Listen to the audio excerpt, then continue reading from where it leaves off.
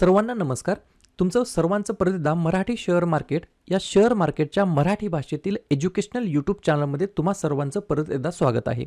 तुम्ही अजून पण चॅनलला सबस्क्राईब नसेल केलं तर चॅनलला सबस्क्राईब करायला बिलकुल विसरू नका. जसं की तुम्हाला माहीत आहे, आपण शेअर मार्केटबद्दल अगदी शून्यापासून शेवटपर्यंत एक सिरीज या ठिकाणी सुरू केली आहे, ज्याच्यामध्ये आजचा आपला या ठिकाणी टॉपिक आहे शेअर मार्केटबद्दल काही गैरसमज. पहा, जर तुम्ही शेअर मार्केटला अगदी बेसिकपासून जर तुम्ही अभ्यास नाही केला तर या मार्केटबद्दल तुम्हाला काहीच कळणार नाही. त्याच्यामुळे स्टेप बाय स्टेप एका पायरीपासून दुसऱ्या पायरीपर्यंत आपण झिरोपासून हिरोपर्यंत सगळ्या गोष्टी या ठिकाणी शिकण्याचा प्रयत्न करणार आहोत या संपूर्ण सिरीजमध्ये. जसं की तुम्हाला माहित आहे, या सिरीजमधील याच्या अगोदरचा जो काही पार्ट आहे त्याच्यामध्ये आपण एक्सप्लेन केला आहे शेअर मार्केट म्हणजे नेमकं असतं तरी काय, शेअर मार्केट कसं काम करतं याच्याबद्दल अगोदर आपण व्हिडिओ अपलोड केला आहे. पाहिला नसेल तर त्या व्हिडिओची लिंक डिस्क्रिप्शन बॉक्समध्ये देऊन ठेवतो. ठीक आहे. आजच्या व्हिडिओमध्ये आपण काय पाहणार आहोत, काही 10 ते 12 गैरसमज आहेत शेअर मार्केटबद्दल. गैरसमज म्हणजेच मिथ आहेत शेअर मार्केटबद्दल, ते आपण दूर करणार आहोत. त्याच्यामुळे काय होणार आहे, आपल्या डोक्याचे जे काही टोपणं आहेत ते या ठिकाणी ओपन होण्यासाठी, उघड होण्यासाठी मदत होणार आहे. सगळ्यात पहिला गैरसमज काय आहे की बाबा शेअर मार्केट म्हणजे जुगार आहे. लक्षात घ्या, ही जी काही थिंकिंग आहे ती 99% लोकांची हीच थिंकिंग आहे की share market is a gambling. बरोबर. गॅम्बलिंग कशाला म्हणता येईल, तर कुठल्याच गोष्टीचं ॲनालिसिस न करता, कुठल्याच गोष्टीचा अभ्यास न करता त्याच्यावरती या ठिकाणी डाव घेणे म्हणजेच काय, त्याच्यावरती या ठिकाणी बेटिंग करणे, याला म्हणतात गॅम्बलिंग. बरोबर का नाही. म्हणजेच कुठल्याच परिस्थितीचा अभ्यास न करता, कुठल्याच पद्धतीचा, कुठल्याच स्टॉकचा, कुठल्याच मार्केटचा ॲनालिसिस न करता त्याच्यामध्ये उडी मारणे आणि यशाची या ठिकाणी प्राप्ती करणे याची अपेक्षा ठेवणे म्हणजेच गॅम्बलिंग आहे. बरोबर. शेअर मार्केटमध्ये आपण काय करतो, एखादा स्टॉक असतो, तो स्टॉक काय करतो त्याचा आपण अभ्यास करतो, तो स्टॉक कुठे ट्रेड करतो त्याचा अभ्यास करतो, त्या स्टॉकचा प्रोडक्ट काय आहे, ती कंपनी कशी काम करते, ती कंपनी कोण चालवते, त्या कंपनीचे प्रोडक्ट्स काय आहेत, ती कंपनी आपण रिझल्ट बघतो की नाही, त्या कंपनीचे रिझल्ट चांगले येत आहेत की नाही, त्या कंपनीचे प्रोडक्ट आपण वापरत आहोत की नाहीत, या सगळ्या गोष्टींचा अभ्यास करून एखाद्या कंपनीमध्ये गुंतवणे म्हणजे याला गॅम्बलिंग म्हणता येत नाही. तो या ठिकाणी काय काय अभ्यासपूर्वक तो निर्णय आहे. बिना अभ्यासाचा निर्णय घेणे आणि लॉस करून घेणे म्हणजे त्याला या ठिकाणी जुगार म्हणता येईल. बरोबर. परंतु अभ्यासपूर्वक अभ्यास करून घेतलेल्या या ठिकाणी डिसिजन्सला गॅम्बलिंग म्हणता येणार नाही. त्याच्यामुळे पहिलं जे काही गैरसमज आहे शेअर मार्केट म्हणजे जुगार आहे, हे बिलकुल चुकीचं आहे. जर अभ्यासपूर्ण या ठिकाणी डिसिजन घेण्यात आला तर या ठिकाणी हा जुगार नाही, हा एक बिझनेस आहे. पुढचा गैरसमज काय आहे की शेअर मार्केटमध्ये नेहमीच नुकसान होतं, तर हे सुद्धा 100% चुकीचं आहे. पहा, नुकसान कधी होतं तुम्ही कधीही ऑब्झर्व करा. तुम्ही आपल्या आजूबाजूला बघा, जे पण लोक किंवा जे पण या ठिकाणी माणसं म्हणतात की बाबा शेअर मार्केट जुगार आहे, शेअर मार्केटमध्ये लॉस होतो, त्यांना असं विचारा की बाबा नेमका लॉस कशामुळे होतो. तर त्याच्यामध्ये काही प्रमुख कारणं आहेत. पहिलं कारण काय, फॉलोइंग हॉट स्टॉक टिप्स. म्हणजेच काय, फक्त टिप्स मागणे. कुठला स्टॉक चालेल, माझ्याकडे एवढे पैसे आहेत, मला महिनाभर पैसे मार्केटमध्ये टाकायचे आहेत, 1 लाखाचे किती होतील, 50,000चे किती होतील, एखादा चांगला स्टॉक सांग, एखादा भारी स्टॉक सांग, व्हॉट्सअप ग्रुप सांग, टेलिग्राम ग्रुप सांग, पेड ग्रुप सांग. बरोबर का नाही. मग हे कशाच्या मागे आपण पळतोय, टिप्सच्या मागे पळतोय. कधीही लक्षात ठेवायचं आयुष्यभरामध्ये, टिप ही फक्त हॉटेलमध्ये मिळते, मार्केटमध्ये टिप मिळत नाही. मार्केटमध्ये आपल्याला चांगला अभ्यास करावा लागेल, कंपन्यांबद्दल ॲनालिसिस करावं लागेल, फंडामेंटल शिकावं लागेल, टेक्निकल शिकावं लागेल, त्याच्यानंतर आपण योग्य कंपन्यांमध्ये, क्वालिटी कंपन्यांमध्ये आपल्याला डिसिजन घ्यायचा असतो. त्याच्यानंतर दुसरी चूक काय होते की हॅव्हिंग लिटल पेशन्स. पेशन्सच नाही. 25 दिन में पैसा डबल. आज 1 लाख रुपये टाकले, उद्या 1.5 लाख रुपये झालेच पाहिजे, असं बिलकुल होत नाही. साधी गोष्ट आहे, आपण बँकेमध्ये FD करतो, सरासरी 6 ते 7% वार्षिक परतावा मिळतो. म्हणजे आपल्या 1 लाखाचे वर्षाच्या शेवटी 1,06,000 किंवा 1,07,000 रुपये एवढी आपली रक्कम होते. मग शेअर मार्केटमधून प्रति महिना 6% परतावा जर कोण देत असेल तर इथंच आपल्याला लक्षात यायला पाहिजे ती गॅम्बलिंग आहे, ती ॲक्च्युअल गॅम्बलिंग आहे. ठीक आहे. तिसरी चूक काय होते बऱ्याच जणांची, speculation and betting on IPOs. Speculation म्हणजे काय, 100ला घेणे 110ला विकणे, 110ला घेणे 100 आले की विकून टाकणे, हे काय स्पेक्युलेशन आहे, गॅम्बलिंग आहे. बरोबर की नाही. कुठेही घेणे कुठेही विकणे. कधी कधी काय होतं माहिती का, आपण कुठलाही स्टॉक शिखरावरती घेतो, बरोबर का नाही, आणि पुन्हा तो स्टॉक खाली पडत येतो, तेव्हा आपल्याला लक्षात यायला पाहिजे की आपण नेमका स्टॉक डोंगरावरती घेतोय की डोंगराच्या पायथ्याशी घेतोय. दुसरी गोष्ट, नवनवीन IPO येतात. IPO मध्ये काय होतं, 15,000 रुपयाचा एक लॉट लावतो आपण किंवा 2 लॉट लावतो, 3 लॉट लावतो, काय करतो, लिस्टिंगच्या दिवशी 10 10%, 15%, 30%, 40% गेनचा आपण अपेक्षा करतो, तर हे सुद्धा एक प्रकारचं या ठिकाणी चुकीचं आहे. त्याच्यानंतर चौथा प्रॉब्लेम काय आहे नुकसान होण्याचं, तर लेव्हरेज, मार्जिन ट्रेडिंग. मला काय म्हणायचंय, आपल्याकडे 1,00,000 आहेत, बरोबर का नाही, तर 1,00,000 रुपयांना या ठिकाणी तुम्ही स्विंग ट्रेडिंग करा ना, बरोबर का नाही. त्या 1,00,000ला 4x लेव्हरेज घेऊन 4,00,000चा माल उचलणे हे सरासर या ठिकाणी गलत आहे, बरोबर. त्याच्यामुळे शेअर मार्केटमध्ये नेहमीच नुकसान होतं का, तर बिलकुल नाही. अभ्यासपूर्ण या ठिकाणी डिसिजन घेतल्यास नुकसान होत नाही. त्याच्यानंतरचा या ठिकाणी गैरसमज काय, की बाबा गुंतवणुकीसाठी लाखो रुपये लागतात, हे सुद्धा खूप चुकीचं आहे. लक्षात घ्या, शेअर मार्केट असेल किंवा म्युच्युअल फंड असेल, तुम्ही किती पैसे टाकता हे महत्त्वाचं नाहीये, तुम्ही किती कालावधीसाठी पैसे टाकता हे सगळ्यात जास्त महत्त्वाचं आहे. तुम्ही 1,00,000 रुपये टाकतात की 50,000 रुपये टाकतात हे महत्त्वाचं नाहीये, तुम्ही ते 50,000 रुपये ते 10,000 रुपये तुम्ही किती वर्ष होल्ड करतायत, लॉंग टर्म इन्व्हेस्टमेंट, बरोबर का नाही. त्याच्यामुळे स्टार्ट जरी तुम्ही 10 रुपयापासून केली असेल, शब्दसही या ठिकाणी अर्थ नका घेऊ, स्टार्ट जरी तुम्ही या ठिकाणी 10,000पासून 20,000पासून 1,00,000पासून केली, तर या ठिकाणी इव्हेंच्युअली आपल्याला त्याच्यामध्ये ग्रो होत जायचं आहे, बरोबर का नाही. त्याच्यानंतर ऑटोमॅटिकली सक्सेस होण्यासाठी मदत मिळते. त्याच्यामुळे फॉर द इन्व्हेस्टमेंट पर्पज लाखो रुपयाची गरज नाहीये. तुम्ही 10,000पासून 20,000पासून 5,000पासून शेअर मार्केट्समध्ये गुंतवणूक करण्यासाठी सुरू करू शकता. मी काय म्हटलं, गुंतवणूक करण्यासाठी सुरू करू शकता, ट्रेडिंगसाठी नाही म्हटलं मी, बरोबर. त्याच्यानंतरचा गैरसमज काय, की बाबा फक्त तज्ञ लोकच शेअर मार्केटमध्ये यशस्वी होतात. मला सांगा, एक नॉर्मल व्यक्ती असतो, बरोबर का नाही, तो काय करतो, शेअर मार्केटमध्ये येतो, त्या शेअर मार्केटमध्ये त्याचा तो अभ्यास करतो आणि अभ्यास केल्याच्या नंतरच तो तज्ञ बनतो ना, बरोबर का नाही. MBBS डॉक्टर हे कधी बनतात, अभ्यास केल्यानंतर 5-5, 6-6 वर्ष या ठिकाणी मेडिकलमध्ये घासल्यानंतरच ते डॉक्टर बनतात ना, की अगोदर त्यांना टॅग मिळतो की नाही हा अमका टमका डॉक्टर आहे, बरोबर का नाही. त्या स्पेसिफिक फील्डमध्ये जास्त जास्त या ठिकाणी प्रॅक्टिस केल्यानंतर त्या पर्टिक्युलर गोष्टीमध्ये तो तज्ञ होतो, त्या पर्टिक्युलर गोष्टीमध्ये तो मास्टरी क्रिएट करतो. तशाच प्रकारे आपल्याला काय करायचं आहे, चार्ट्स जे काय आहेत, कंपन्यांचे फंडामेंटल काय आहेत, त्याच्यामध्ये आपल्याला परत परत व्हिजिट द्यायची आहे, चार्ट परत परत पाहायचा आहे. लक्षात घ्या, फक्त चार्ट बघायचं नाही, हा चार्ट या ठिकाणी इथून का पडला, इथून का वाढला, हे प्रश्न तुम्ही चार्टला विचारायला पाहिजे, तेव्हा तुम्हाला त्याचे आन्सर मिळतील, बरोबर का नाही. असं नाही की इथं घ्या इथं विका, तिथं घ्या तिथं विका, असं बिलकुल करायचं नाही. त्याच्यानंतरचा गैरसमज काय, की स्वस्त शेअर्सच नेहमी जास्त नफा देतात, हे खूप चुकीचं आहे. मला सांगा, आज येस बँक आहे, वोडाफोन आयडिया आहे, बरोबर की नाही. काय करतात या कंपन्या, स्वस्त आहेत का, 6 रुपये 7 रुपये 10 रुपये यांची किंमत आहे. लोक काय करतात, याच्यामध्ये 1,00,000 रुपये टाकतील आणि विचार करतील की हा 6 रुपयाचा 12 रुपये होईल. लक्षात घ्या, 6 रुपयाचा शेअर 12 रुपये होत असेल तर त्याला या ठिकाणी 100%ची ग्रोथ दाखवावी लागेल. मग तुम्ही चांगल्या क्वालिटी शेअरला पण तसा विचार करा ना, 1,000 रुपयाचा शेअर 2,000 रुपये होईल, का नाही होणार. जर 6चा 12 होत असेल, जर तुमच्या आपल्या थिंकिंगनुसार, तर 1,000चा 2,000 का व्हायला काय वाईट आहे, बरोबर का नाही.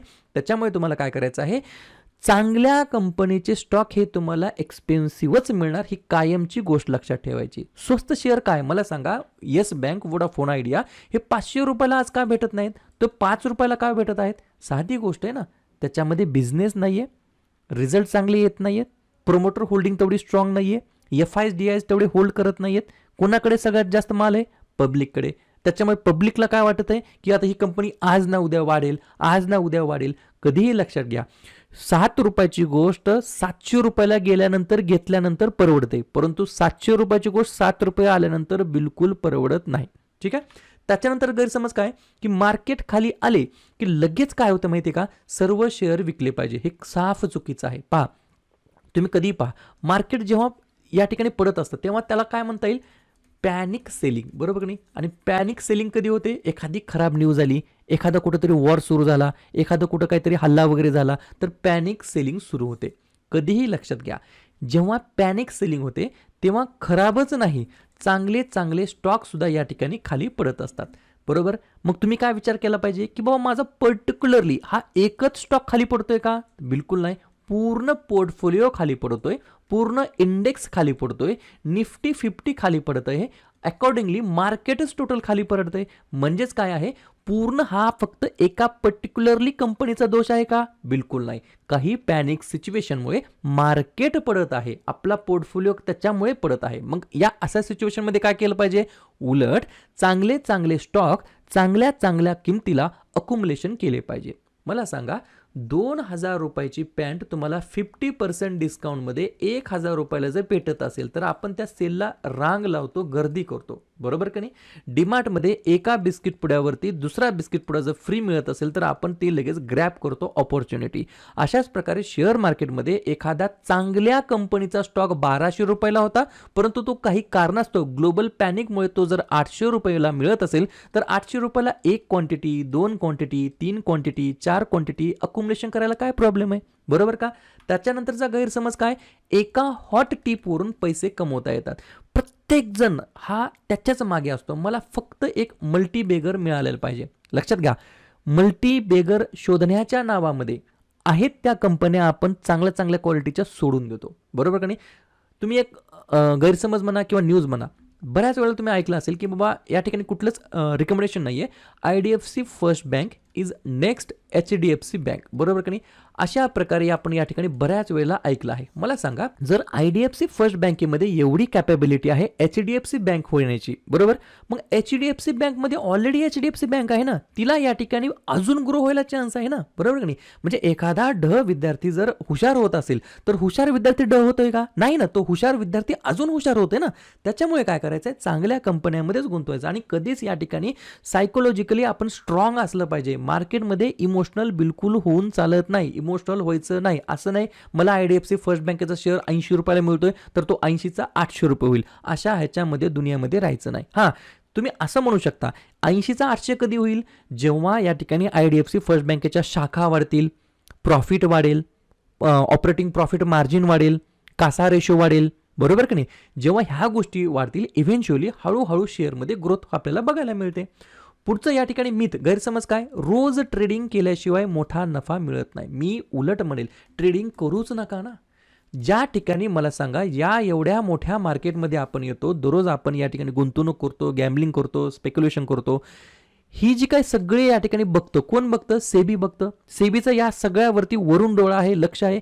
ती सेबी स्वतः सांगते की बाबांनो 10 जण जर ट्रेड करत असतील तर 9 जण या ठिकाणी लॉसमध्ये आहेत. मग का आपल्याला गडबड करायची त्या 1% जाण्यासाठी, बरोबर का नाही? जर तुम्ही सोशल मीडिया उघडून पाहिलात तर या ठिकाणी आपल्याला तर त्या ठिकाणी काय दिसतं, 10 पैकी 9 प्रॉफिटमध्ये दिसत आहेत. मग सेबी कसं काय सांगते 10 पैकी 9 जण लॉसमध्ये? मग एकतर सेबी खोटं बोलत आहे किंवा सोशल मीडिया खोटं बोलत आहे. आता तुम्ही हुशार आहात, तुम्हाला ह्या गोष्टी लक्षात आलं पाहिजे, बरोबर का नाही? जर सेबी स्वतः सांगत आहे की बाबांनो 10 पेक्षा 9 जण लॉसमध्ये आहेत तर आपल्याला हट्टापट्टा करायची गरज नाही की त्या राहिलेल्या 1% येण्यासाठी, बरोबर? ठीक आहे. त्याच्यानंतर या ठिकाणी पुढचा या ठिकाणी गैरसमज काय, की काय करतात लोक, मागच्या वर्षी बघतात, अरे ऐकलं का गेल्या वर्षी सोनं खूप पळालंय, आपण सोन्यामध्ये गुंतवणूक करू. अरे ऐकलं का गेल्या वेळेस सिल्वर चांदी सुद्धा खूप पळाली आहे, त्याच्यामध्ये गुंतवणूक करू. अरे जे काय बँक निफ्टी आहे किंवा निफ्टी जे काही मार्केट आहे, बरोबर का नाही, शेअर मार्केट आहे, मागच्या 3 वर्षापासून बिलकुल काहीच रिटर्न दिलं नाही. शेअर मार्केटमध्ये आता पैसे बनत नाहीत. आपण काय करू, बिटकॉईनमध्ये जाऊ, आपण काय करू, इथेरियममध्ये ट्रेडिंग करू, आपण काय करू, गोल्ड सिल्वरमध्ये गुंतवणूक करू. हे पूर्णपणे चुकीचं आहे.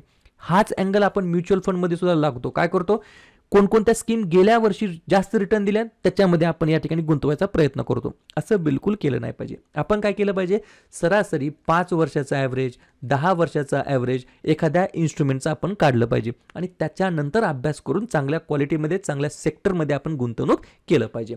त्याच्यानंतरची या ठिकाणी गैरसमज काय, मार्केटची अचूक वेळ, टायमिंग ओळखता येते. पूर्णपणे गलत आहे. Never time the market, always be in the market म्हणून म्हटलं जातं. मी काय म्हटलं, never time the market, be in the market. मार्केटला टाइम करायला जायचं नाही, मार्केटमध्ये राहायचं, बरोबर का नाही? पडत्या काळामध्ये तुम्ही जेवढं या ठिकाणी सहनशीलता तुमच्यामध्ये येईल तेवढीच सहनशीलता या ठिकाणी वाढत्या काळामध्ये तुम्ही ठेवली पाहिजे. काय करतात माहिती का, आपण 500 रुपयाला शेअर आपण इथं खरेदी करतो. हा शेअर अगोदरच असा आलेला असतो, बरोबर का नाही? 500 रुपयाला आपण खरेदी करतो, तो काही कारणास्तव तो या ठिकाणी 250 रुपये जातो, आपल्याला 50% लॉस होतो. पुन्हा काय करतो माहिती आहे, आपण अगोदर का घेतलं असतं, तर या रॅलीमुळे, ही जी काही रॅली झाली असते 30-40%ची, आपल्याला वाटतं की तो अजून या ठिकाणी फर्दर वर जाईल म्हणून आपण इथं गुंतवतो. 250ला येतो, याच्यामध्ये कमीत कमी 6-7 महिने जातात. पुन्हा काय होतं, काही बिझनेसमध्ये बदलमुळे किंवा काही चांगल्या रिझल्टमुळे कंपनी या ठिकाणी रिव्हर्स होते, मग कंपनी वर जाते. इथं आपली सायकोलॉजी काय असते माहिती आहे, 6-7 महिने आपण थांबतो बरं का, की बाबा नाही लॉसमध्ये विकणार नाही, लॉसमध्ये विकणार नाही. हे अनदर 6-7 महिने जातात. कशासाठी? तर हे कव्हर होण्यासाठी. आणि जेव्हा आपल्या 500 रुपयाला येतो तेव्हा आपण काय करतो, बाबा चला शेअर मार्केट जुगार आहे, शेअर मार्केटमध्ये पैसे बनत नाहीत, बस झालं, आपले माझे पैसे जरी आले तरी बस झाले, आणि इथं आल्या शेअरमध्ये परत आपण 500ला विकून टाकतो. मग हे 6-7 महिने, हे 6-7 महिने काय केलं आपण, 500ला घेतला, 250 आला, वाट बघितली, 250चा 500 आला आणि 500ला विकून टाकला. Cost to cost. कधीही लक्षात घ्या, 500चा 250 आला तर 50% लॉस आहे, परंतु 250 पासून 500ला जायला 50% ग्रोथ नाहीये, 100% ग्रोथ आहे. हे ज्याला लक्षात आलं तो या ठिकाणी मार्केटमध्ये टिकतो. क्लिअर? या ठिकाणी अजून एक गैरसमज आहे, विविध कंपन्यांमध्ये गुंतवणूक करण्याची गरज नाही असे बरेच जण म्हणतात, तर हे खूप चुकीचं आहे. Never put all eggs in one basket म्हणून म्हटलं जातं. सगळे अंडे एकाच बास्केटमध्ये ठेवायचे नाही. अशाच प्रकारे सगळे जे काही आपले पैसे असतात ते एकाच या ठिकाणी सेक्टरमध्ये, एकाच इन्व्हेस्टमेंट इन्स्ट्रुमेंटमध्ये बिलकुल ठेवायची नाही. इन्व्हेस्टिंगमध्ये कधीही लक्षात ठेवायचं, आपली जी काही रिस्क आहे ती कधीही आपण मेजर केली पाहिजे.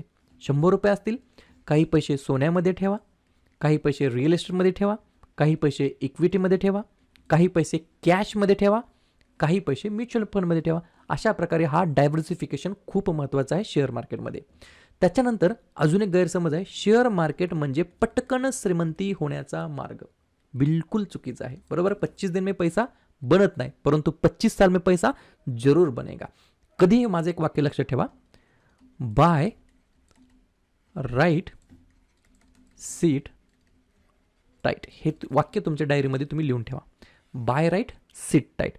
चांगल्या क्वालिटी कंपन्या क्रॅश मार्केटमध्ये अक्युमुलेट करायच्या आणि सीट टाईट म्हणजेच या ठिकाणी 2 वर्ष, 10 वर्ष, 15 वर्ष त्याच्यामध्ये एकदम बसून राहायचं. बरोबर.